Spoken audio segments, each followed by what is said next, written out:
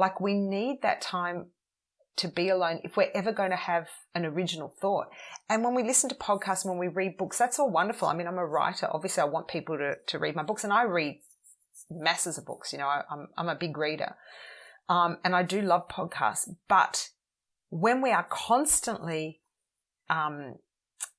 like absorbing content from other people, consuming other people's words, we're thinking other people's ideas instead of our own. And we need space to be able to firstly process everything that we learn and everything that we consume, but also to be able to have our own original thoughts.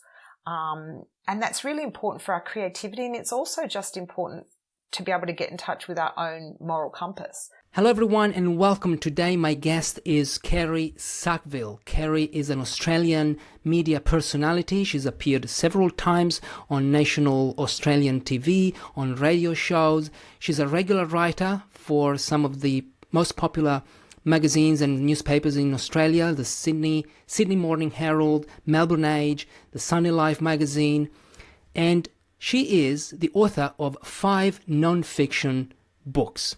I've invited her to talk about her latest one, The Secret Life of You, how a bit of alone time can change your life, relationships, and maybe the world.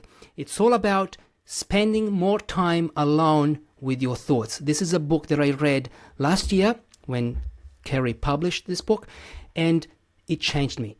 I no longer consume as much content as I used to after reading her book. And by content, I mean podcasts, YouTube videos, TV. It's not that I don't do it anymore, but I do it less frequently. Kerri's book, with her stories, with her interviews, with her vulnerability, because she shares a lot of vulnerability, of her own vulnerability in the book, helped me see how I spend my time differently. I hope you will enjoy this conversation, and I hope you will read The Secret Life of You, because it will change your life. Get ready now. It's story time. Welcome, Kerri. It's great to have you here as a guest on my show, and thank you for accepting my invitation. Thank you and welcome. You're very welcome. Happy to be here. So, Kerri, I've invited you because last year in 2023, you wrote The Secret Life of You, which is a book that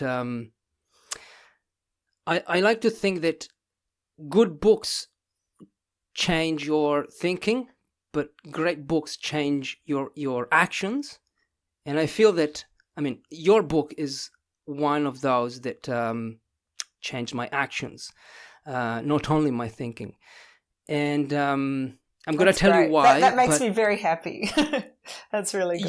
Yeah, because I think it's the whole point, right? The whole point that you wrote that book for. So let's talk about it. So what is The Secret Life of You for, and who is it for? So I wrote the book because I discovered for myself the power of spending time alone. I had been not in a great place, and I realized that something needed to change and I needed to do something differently. And I realized that I had been spending hours and hours scrolling through my phone and distracting myself and being constantly busy, and I took some time and really learnt. And it was a process of how to just be by myself, to sit with my thoughts, to learn to comfort myself, to learn to keep myself company, to learn to be a friend to myself as I would be a friend to somebody else. And I think when you discover something that is genuinely life-changing and that makes a huge difference to your emotional and psychological well-being and to your relationships, you kind of want to tell people.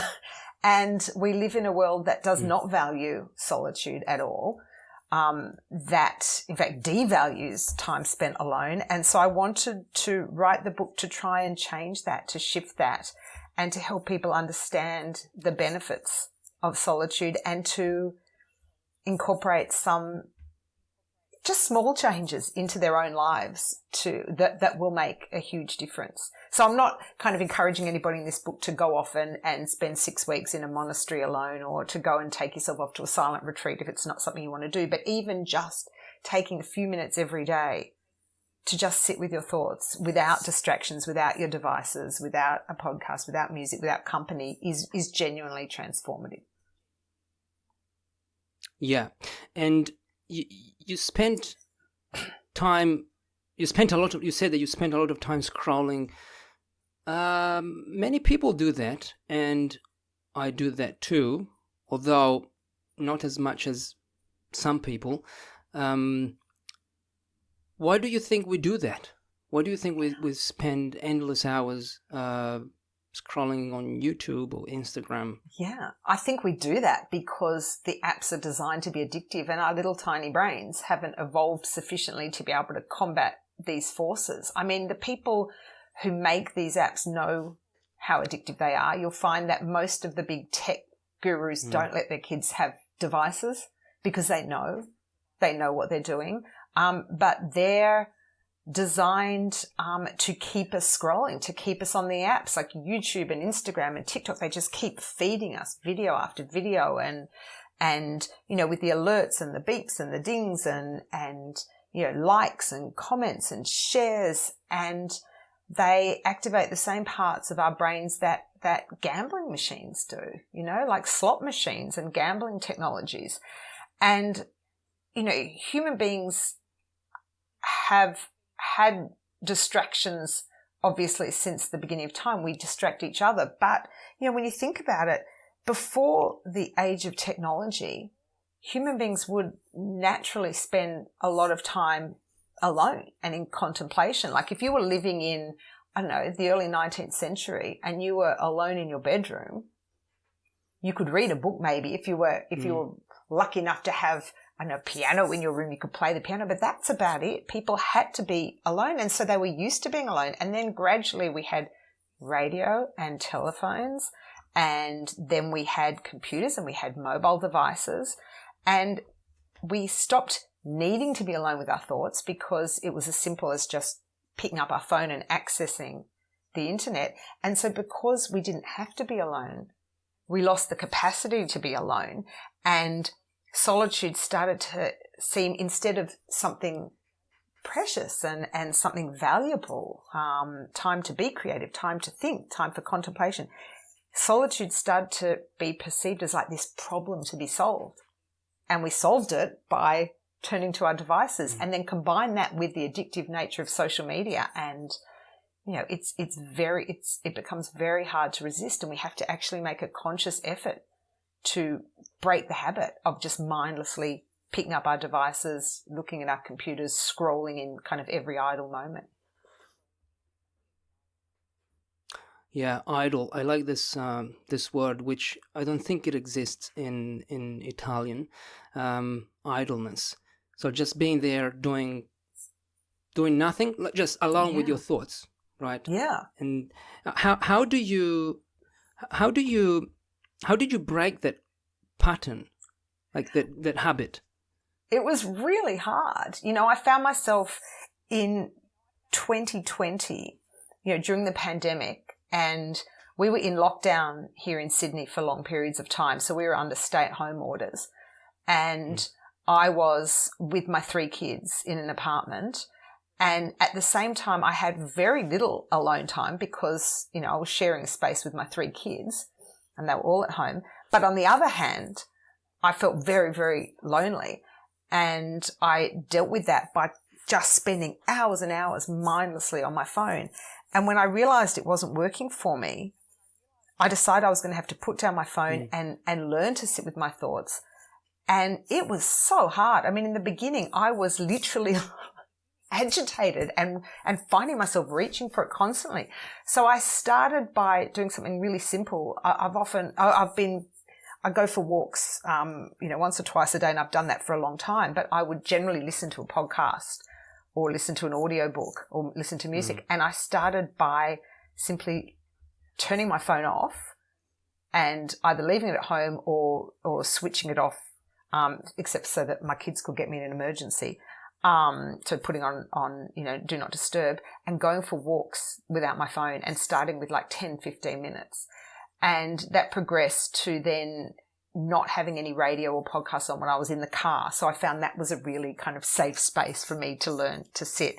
And then I increased it, and I would spend time just doing the housework or pottering around my house alone with my thoughts. And then eventually I took myself off for a couple of weekends away, where I was in a house on the coast, literally not talking to anybody, and I think except to like order my coffee, and writing and reading and thinking. And it was a real process. It was, I guess, like getting to know somebody else, but it was getting to know myself.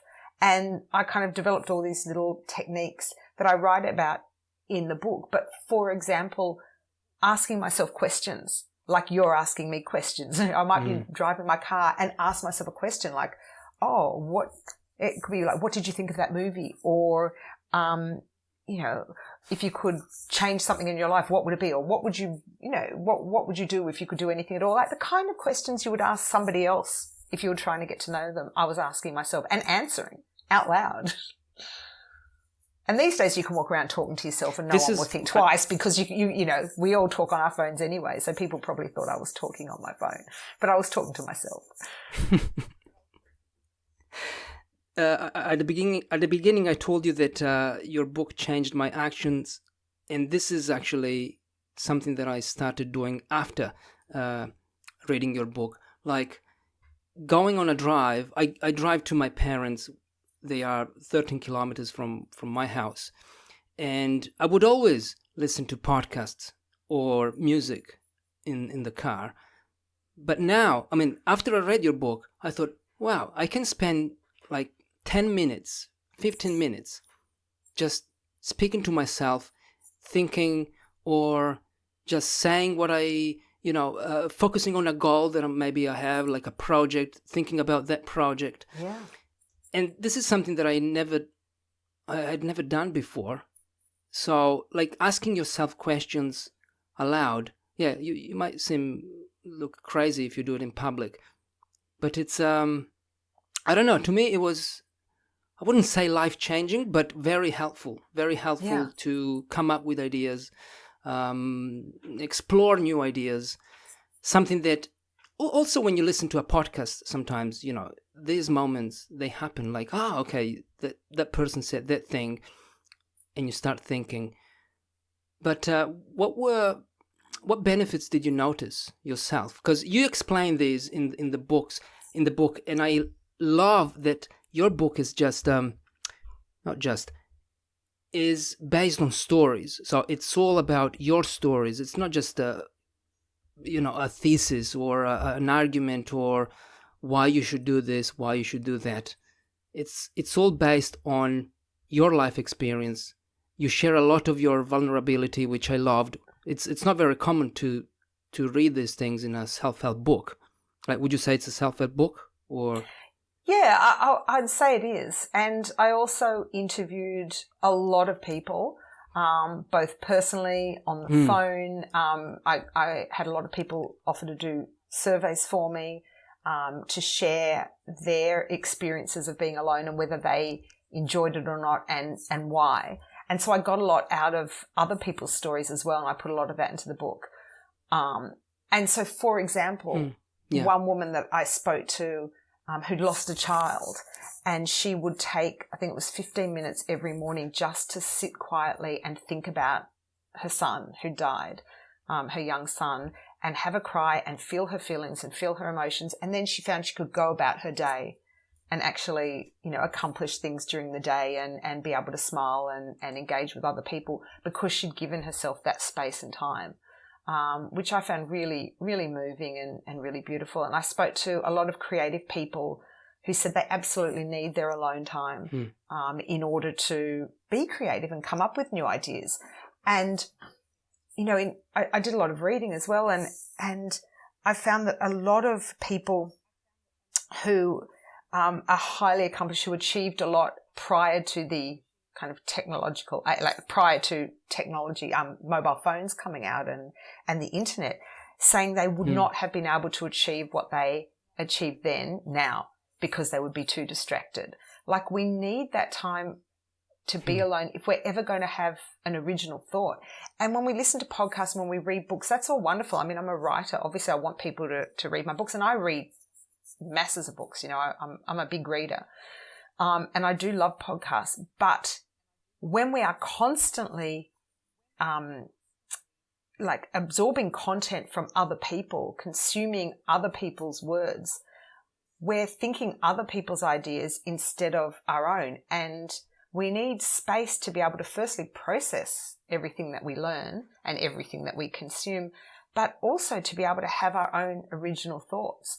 And that's really important for our creativity. And it's also just important to be able to get in touch with our own moral compass, to work out what's right and wrong, to work out what's good and bad. And, you know, when you start researching extremism and conspiracists and so on, you know, I spoke to somebody who wrote a book about conspiracy theories. And so often people who get caught up in conspiracy theories don't even necessarily understand what the theory is, because a lot of conspiracy theories are quite illogical. There's no internal logic in them. They're not believing them because they make sense. They're believing them because they haven't actually stepped back and taken the time to reflect on what they're reading and seeing and hearing. And so, you know, you talked about YouTube, the way that YouTube is constantly feeding us more and more content. And you find that people get kind of caught in these loops where they're just from morning till night, they're consuming all this content and never sitting back and reflecting on it. So we need that reflection to be able to maintain a moral compass, to be able to make up our own minds about ideas and information. And then for things like our emotional regulation, you know, when we're never giving our brains time to kind of power down, we're not meant to be this stimulated. We're not meant to be absorbing so much content. We're meant to have times when we just sit quietly and process. So that's really important too. And then, you know, obviously for self-awareness, to get to know ourselves.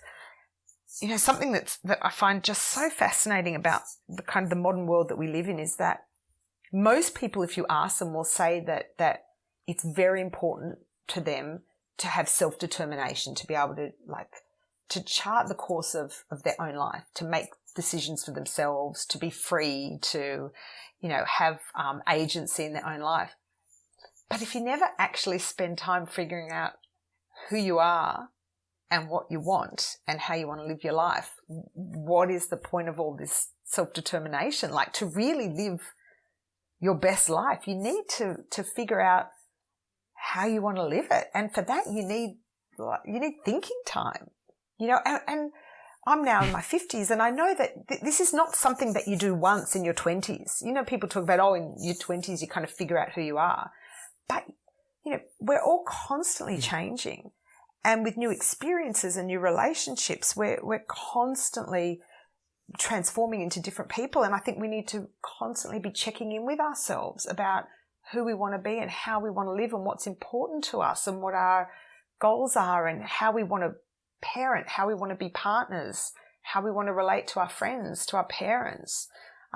These are all big questions, and we need to spend time thinking about them in order to live good lives. So that's a few answers. There's a lot more too. Yeah. And how do you do that? Like, because you shared some of the techniques in the book, in The Secret Life of You. You talked about journaling in other podcasts. So I guess you spend a lot of time journaling, or some time journaling. I do a lot of journaling. I also just do a lot of thinking. I really take time out to actually think and to reflect on things. Something that I do now, which sounds really minor, but I think it's actually really important, is that when I read a book or I watch a movie or I read the news, and I have a think about what I've read, what I've seen, and what I try to do now is I take even just a moment to think about it myself and to try and figure out what I think before I ask anybody else what they think. So I used to, like, watch a movie, and then I'd like rush and read the reviews and see, oh, what did this person I do that say? too. And it was almost like tell me what to think. Tell me what I should think about this. And now I make sure that I spend some time figuring out what I think before I read reviews, before I talk to my partner about it, before I talk to my friends about it. And sometimes I'll talk to other people or read reviews and think, yeah, like I was right. Like they all agree. Or sometimes they'll disagree and I'll change my mind. Or sometimes I'll be like, oh, wow, okay, that's a different perspective. But no, I think I'm right. And it's just a way of constantly getting back in touch with me and my thoughts and my opinions. And it doesn't mean I don't pay attention to other people's, but I always try now to refer to myself first. Because I've got to be the center of my own life. No, I mean, I've got 3 kids. Obviously, my kids are, take a huge amount of my time and emotional energy. But if I don't know who I am, first of all, it's a complete waste of my life to go through my life not knowing myself. But also, I can't be the best mother or friend or partner if I don't really know who I am. I think that's really important in relationships. And in terms of relationships, like being okay with yourself makes for healthier relationships. It means you bring more to the table. It means you're less prepared to kind of lower your standards for other people. It means you've got better boundaries. It means you're less likely to be enmeshed. So there's just so many advantages, and I think it's really important for all of us from the time we're young to learn how to refer back to ourselves. I think I've been with my partner since 2013, so over a decade. Time. And I think, a long time. We're not married. We're not planning to get married, but we live together. I think, we sleep in different rooms and during the week, during weekdays. And this is to tell you that the success of our relationship is because I'm okay with being with myself, and she's okay with being with herself. And actually, she needs that, and I need that. Like, I went on solo trips without her, and some people thought, especially in the family, why are you not going together? Why are you not, are you a couple? And I'm like, I felt weird. I felt really weird because I thought, I am in a relationship, so maybe everything I should do everything with my partner. But after reading your book, I felt more normal. Like, no, actually, this is a healthy thing. It's not something, I'm not weird anymore. It's very healthy. You're definitely not weird. And I see a lot of people who don't have certain experiences because their partner doesn't want to. So I've had so many friends say things like, oh, I really want to see that movie, but, my husband doesn't want to see it, so I guess we won't see it. Or I've always wanted to go to Italy, say, but, my husband doesn't like traveling. And if you have to depend on other people constantly to give you permission to do the things you want to do, your life is going to be so limited. Our life, when we are prepared to do things on our own, our life expands. We're not dependent on somebody else to give us permission. And we don't need other people to do things with. And in fact, a lot of experiences kind of are much more intense and imprint on us much more deeply when we're by ourselves, because then we're not distracted by worrying about whether our partner is having a good time or whether they're getting tired, they're not interested in staying at this gallery. We can just focus on ourselves. And the other thing is, I don't live with my partner. I was divorced, and I live with 2 of my 3 kids now, and he lives alone, and we spend a lot of time together. But when we have different experiences, it means there's more to talk about. If we were joined at the hip all the time, we wouldn't bring much of interest to each other. I think it's really important to have your own experiences and to be able to offer a different perspective and to enjoy spending time together, but to not be enmeshed. And it's also just in a practical sense, it's really important, I think, to have that kind of resilience that you're going to be okay when you're not in your partner's company, for the simple reason that sometimes First of all, you never know what's going to happen in the future, but just in a more practical sense, no two people are exactly alike. No two people can meet all of each other's needs all the time. It's just impossible. That's like this weird romantic ideal. And there will be times when your partner will either be too tired or too cranky or just not available to give you whatever you need. And you have to be able to support and nurture and comfort yourself. Do you think this is something that, like, some people are more, like, to me, it's easy for me because I'm this way, but other people may be more needy, or they might feel like naturally they're predisposed. I don't know if this is a word. Yeah. Like they're naturally, they were born that way. So to change, to feel comfortable with themselves, that might take a lot more work, probably. I don't know. Based on the interviews definitely. that you've done, maybe. Definitely. Well, a lot has to do with how introverted or extroverted you are, because where you fall on the introversion-extroversion scale really just depends on where you get your energy. So people who are more introverted get their energy from being alone, whereas people who are more extroverted get their energy from other people. I'm sort of somewhere in the middle, so I get energy from being by myself, but also then I need to be around other people. But everybody can learn to be better in their own company. Everybody can improve their skills in that way. And a lot of it also has to do with just practicing and when you were born, because, as I said, when I was born, so when I was a teenager back in like the early 80s, so I was a teenager, no, not in the 80s, and I think I only got a radio in my room, in my bedroom, when I was probably about 12 or 13, maybe even a bit later. Before that, I had no technology in my room, and I certainly didn't have, as a teenager, a television in my room. No one had a TV in their room. That was, we just had one TV out in the living room. I didn't have a telephone in my room. We had one telephone, a corded telephone in the kitchen, and the cord couldn't actually reach to my bedroom. So if I wanted to talk on the phone in private, I'd have to kind of pull it around the corner into the bathroom. But so basically, when I was in my bedroom at night, I was alone with my thoughts. I didn't have any choice. And all of us back then, in the 80s, we all were used to being by ourselves. Didn't matter how extroverted or introverted you were. We had to be alone with our thoughts. And, a lot of us, there was this whole kind of idea about we would sit at the breakfast table, and if you didn't have a book in front of you, you'd read the back of the cereal packet or, the milk carton, just to have something to read.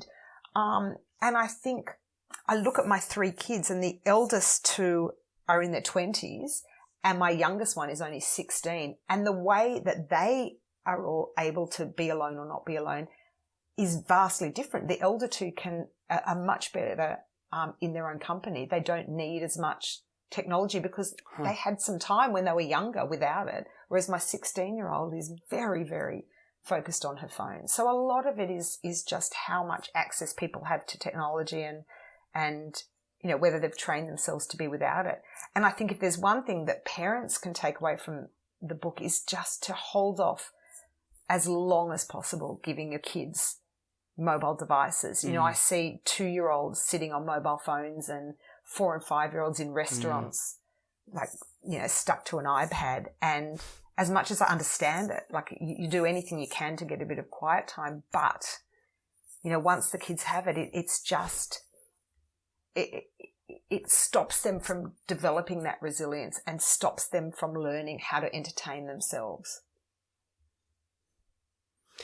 I think the 2 years old, like if don't give an iPad, a screen to a kid until at least until he's 2 years old. This is one study that I read.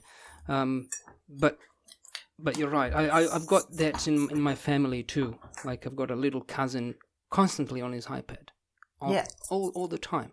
Yeah. And now he's got some problems, psychological problems. But anyway, this is another story. Yeah. I wanted to ask you, do you think we consume so much content? I mean, this is what I've seen about myself. Do we consume so much content because we want to be as productive as possible? Like, before reading your book, I was always listening to podcasts while washing the dishes, while running, all the time, constantly. While having breakfast, I would watch YouTube videos because my idea was, this is, I've got some time, I can multitask, I can spend 10 minutes watching a video and learn something new that then I can apply, productivity. It's all about productivity. And a productivity guru on YouTube, I remember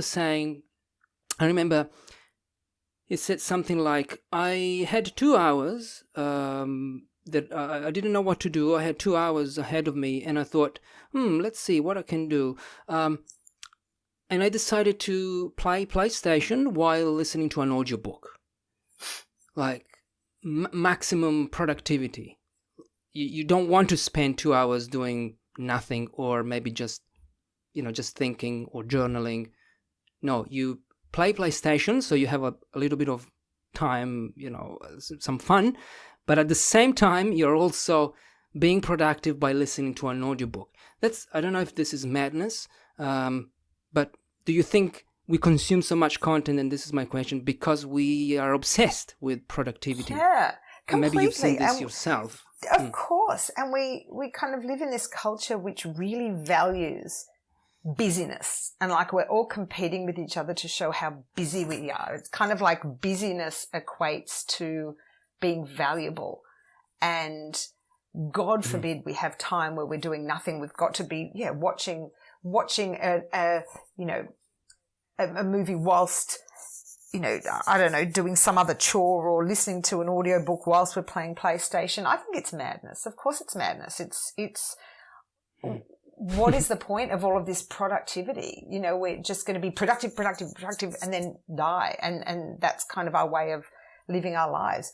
I think that idleness, spending time just doing nothing, whether it's regrouping, whether it's going for a walk, whether it's thinking, whether it's doing nothing at all, just sitting quietly, is doing something. It's actually spending time with ourselves. And that's really valuable. And when we're constantly busy and we're constantly consuming content, it's almost like we're running from ever being with ourselves. And I think it's a huge shame. Like this person you're describing, the productivity guru, is constantly busy and constantly consuming content, and constantly, he, I'm sure, believes improving himself. But he might then get to the end of his life and not know himself at all, and have spent no time in reflection, have spent no time processing, have spent no time feeling his feelings. And what a shame that is. It's kind of like getting to the end of your life and not really spending time with the one person who is with you from the day you're born to the day you die, and that's yourself. It's kind of like not valuing ourselves, I think. And I think if we reframe it and consider that, and block out time in the day to be idle, to do nothing, to just sit and think, or potter around and think, or I think if we see it as spending time in our own company, like when you spend time with your partner, that is an activity. That's not doing nothing. You can sit together and just be talking together and spending time together. But similarly, spending time with yourself is an activity too. It's productive time at the end of the day. Yeah. And we will be more emotionally regulated. We'll be calmer. We'll have more self-awareness. We'll be more creative. We'll be better in relationships. We'll be stronger people. We'll be more resilient. So it's not a waste of time. I have a few questions from my watchers and listeners, because I told them I was going to interview you, and I asked them if they had any questions. I have 1, 2, 3, 4. One is from Jennifer. She says, I'm alone a lot, live alone, work alone. So I'd like to know what Kerri thinks about how best to daydream. Set time aside, go with the flow. I'm a bit of a procrastinator, so I could daydream too much. Or maybe there isn't too much. What do you think? Oh, I love that. Daydreaming is so important. Daydreaming is where we get our ideas. Daydreaming is where creativity is born. Daydreaming is when a part of the brain called the default mode network is activated, and that is the part of the brain that's responsible for moral decisions. So that's what lights up when we're making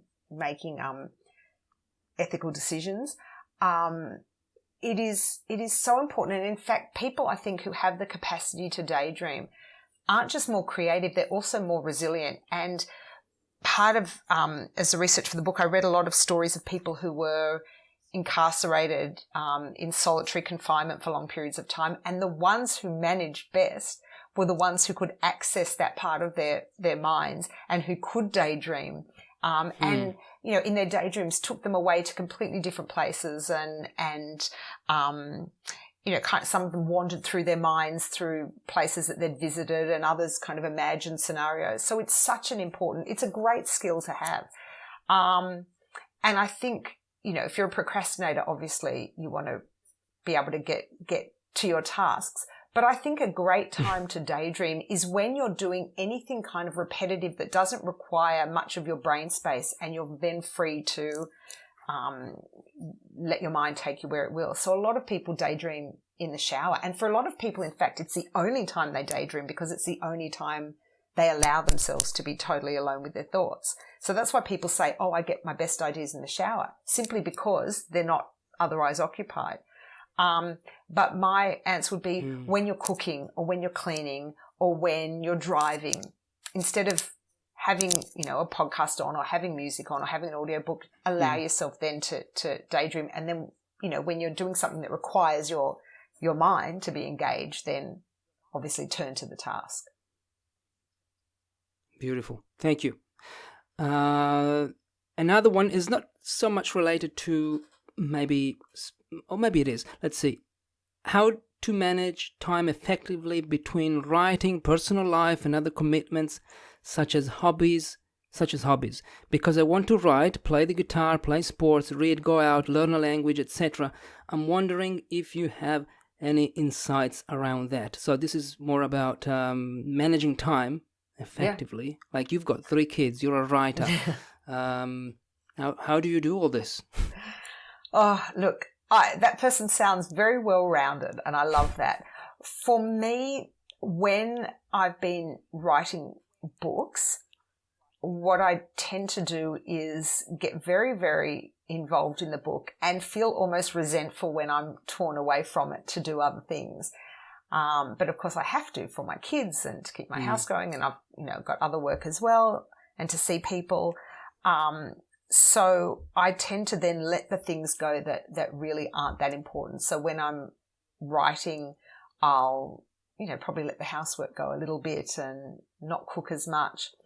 But something that I find useful for me is I often, when I'm out, because I do get so many ideas while I'm daydreaming, doing other things, I tend to dictate ideas into my phone. That's what I use my phone for. So when I'm out walking, when I'm driving, say if I'm, you know, doing the gardening or whatever, and I come up with ideas, and you can actually use that time essentially for writing as well, because you can literally speak your ideas straight into your phone and then later on you just transcribe them.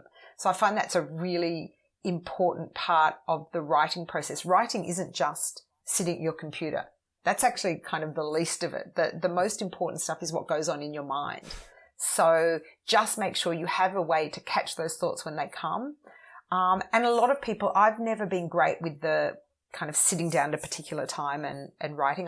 Because I've got kids and because I write at home and I don't have a dedicated writing area, I tend to just, when I have an idea, I'll sit down wherever I am, and I'm very good at kind of blocking out everything and writing. But a lot of writers will just, sit down often the first thing in the morning, and, write for an hour or so and then get on with their day. And so that works really well for a lot of people. For me, it's more having the kids. It's more, okay, everybody's gone. I've got an idea. Quickly sit down and do it. But I think that using your time away from your computer to be able to quickly either note down ideas or speak them into your phone is a really good technique. Great. How do you get through emotionally dark days?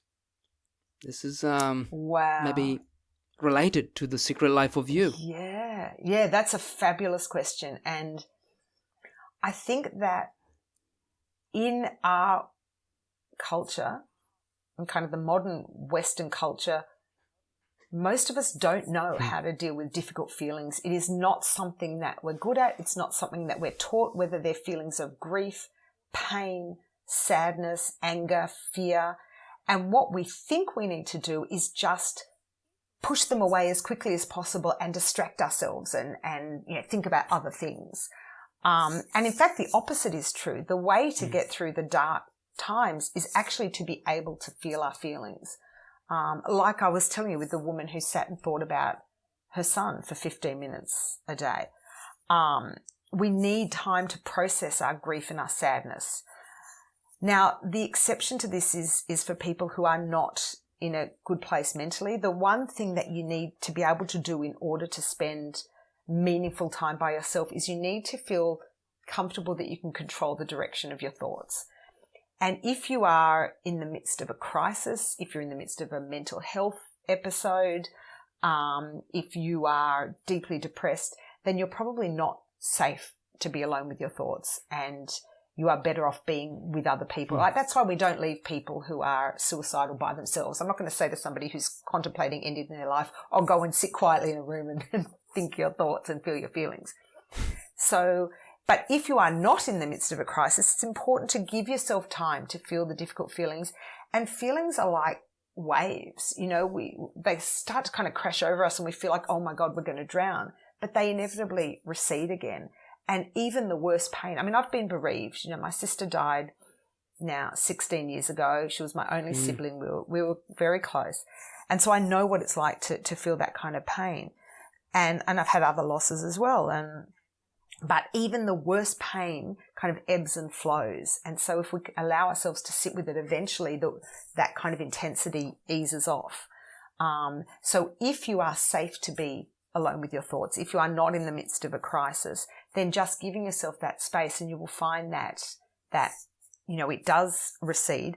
But a good way to do it is like that woman did. Give yourself a timer, set yourself 15, 20 minutes. And in that time, I'm going to sit and I'm going to think about the things that are really painful. I'm going to immerse myself in that. And then when the timer goes off, I get up and I get on with my day and do something else.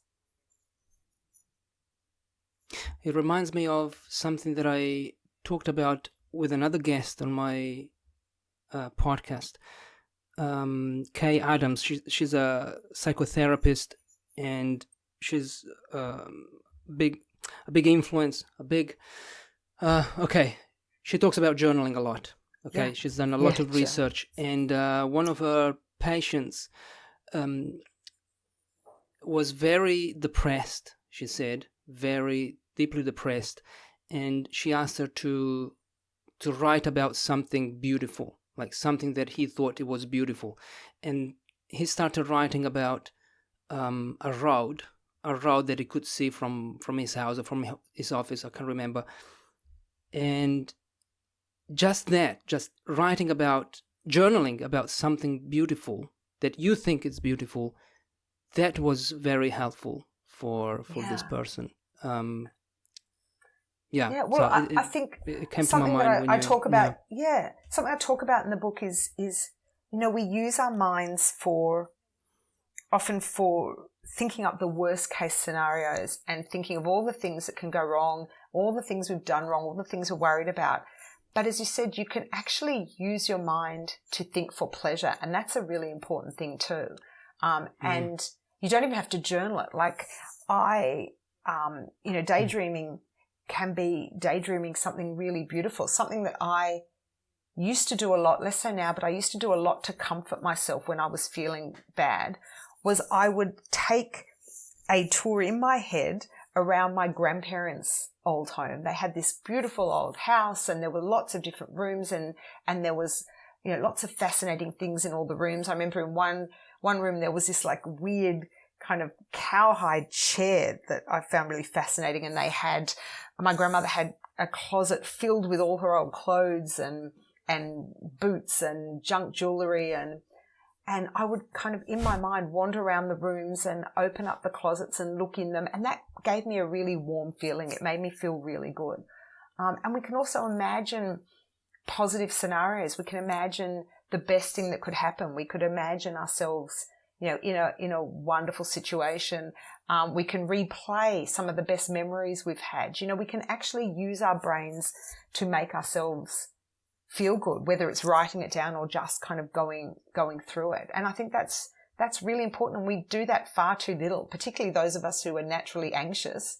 We're very, very good at kind of replaying bad memories, but we don't even think about replaying good memories. And we can. I mean, that's what, but ultimately, things happen and then they're gone. And the only thing that remains is the memories of it. And it would be a shame not to revisit them. It's like looking at old photographs. We can go back and revisit wonderful things that have happened to us. I took a silent retreat, a 10-day silent retreat, the Vipassana. It's not famous, but it's all over the world. You can take it even in Italy. And for 10 days, I had to sit with my thoughts. No devices, no talking. I couldn't even, eye contact was, you needed to avoid it. And I remember that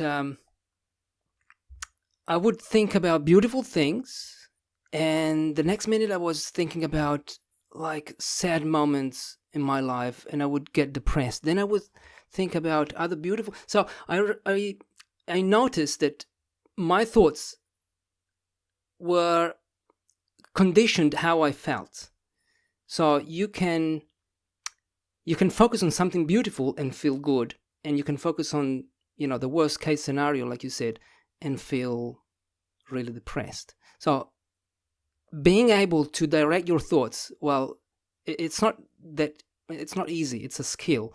And maybe your book can help people with this, because if you sit with your thoughts, you cannot regulate, you cannot direct your thoughts if you avoid them, right? Yeah. But you're right in that our bodies don't know the difference between when we are thinking about an experience and actually living it, which is why if you think about something that frightens you, your heart's going to race, you're going to feel, anxious and uncomfortable because your body is responding as if it's happening. And by the same token, if you think about something wonderful, if you think about a really happy moment, if you think about something you really want to do and think about it as if it's actually happening, your body will respond with that as well. So I can think about something that makes me feel comfortable and peaceful, like my grandparents' house. I can imagine now sitting here, cuddling my cat or cuddling my child or cuddling my partner, and I will feel calmer. And that's a great thing to know. And it's a great thing to practice. And you can start really small. You can literally just think about, somebody that you feel really comfortable with, or if you've got a cat or a dog, actually thinking about being with your pet and holding it and start with that, something that's easy to visualize and notice what happens to you when you do. I have two more questions. One is from one of my listeners and one is from me.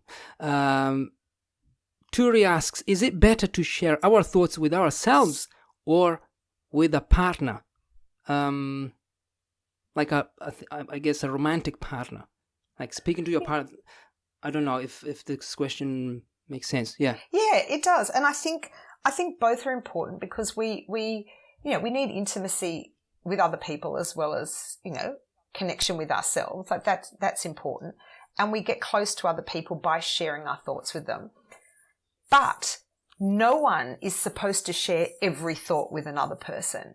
You know, if I was to share every single thought I had during the day with my partner, I would drive him mad because my thoughts are going around. You know, I can be 1 minute thinking about what I want to eat for lunch, and then I'm thinking about something that happened yesterday, and then I'm thinking my tummy hurts, and then I'm thinking, oh God, have I remembered to do this? Like, we're not supposed to be sharing everything that's in our head, and just to be functioning members of society. There are things that we all think.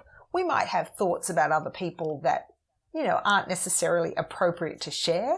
You know, I might look at somebody and think, oh, they look a bit funny, or, you know, my partner might do something. I think, oh God, that's really irritating. We don't have to share every single thought that comes into our head.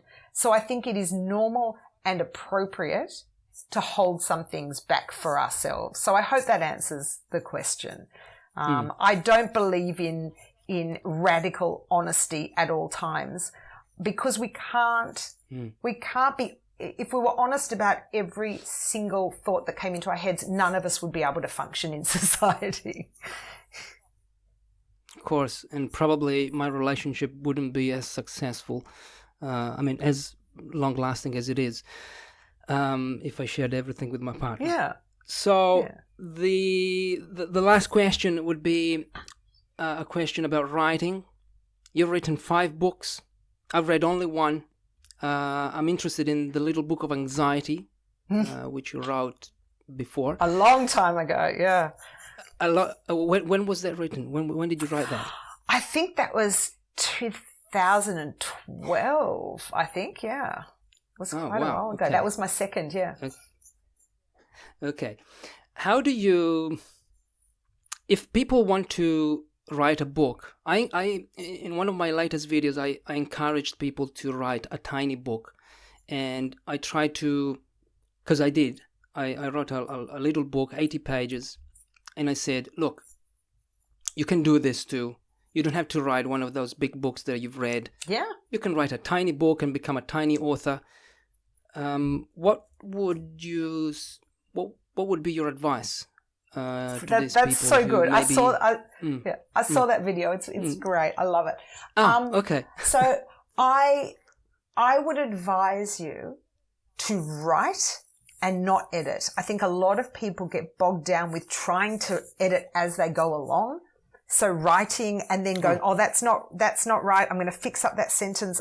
Literally write as quickly as you want, without stopping, without going back to correct yourself, without even worrying about the flow, because editing, once you've got something written down, is actually quite enjoyable. And it's much, much easier to edit when you've got something in front of you than to write it. So the key is, I think, to divide it into two processes in your head.